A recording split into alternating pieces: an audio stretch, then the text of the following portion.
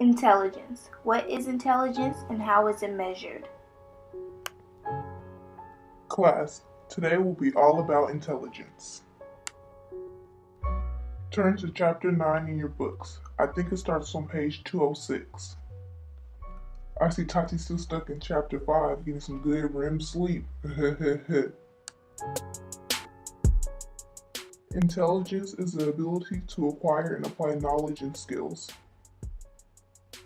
Intelligence is not based off only of how much you know, but intelligence is the capacity to learn from experience, solve problems, and adapt to a changing environment. So how can you tell if someone's smarter than someone else? Can intelligence be measured? Excellent question. Everyone give Tati some love. Before we find out how intelligence is measured, let's look at the 4 theories of what intelligence is made up of exactly. Spearman's two-factor theory, Thurstone's theory of primary mental abilities, Gardner's theory of multiple intelligences, and Sternberg's triangle theory.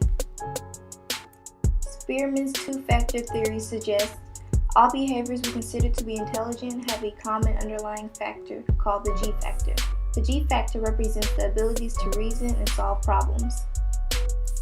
Thurstone's theory of primary mental abilities is broken up into 8 different categories.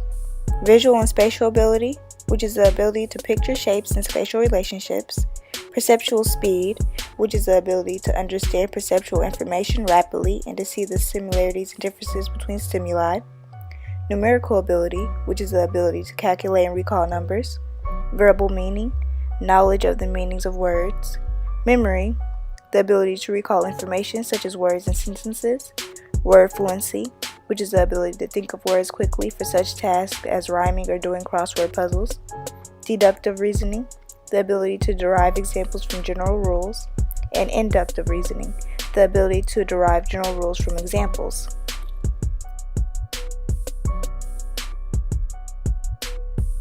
Gardner's theory of multiple intelligences is broken into 8 categories as well. Naturalistic intelligence involves the loves of animals, plants, and nature. Linguistic intelligence excels in words, languages, and poetry. Visual and spatial intelligence excels in shapes, designs, and graphics. Kinesthetic intelligence excels in performing sports and physical activities and body movements.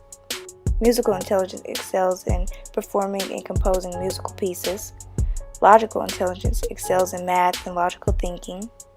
Intrapersonal intelligence is the ability to understand one's inner feelings and have self-realization. And interpersonal intelligence is the ability to organize people, group activities, and social relationships. Unlike the other theories, Sternberg's triangle theory has 3 categories: analytical, creative, and practical. He believes they all work together. Analytical intelligence involves the ability to solve problems. Creative intelligence involves the ability to deal with new situations. And practical intelligence involves the ability to accomplish everyday tasks. Often we use more than one of these 3 types of intelligence at the same time. For example, if you are doing an experiment for an upcoming social studies or science fair, you use practical intelligence to plan your time and materials to do the project. You will use your analytical intelligence to interpret the results of the experiment and to draw conclusions. And you would also use creativity to design the display for your project. So can intelligence be measured?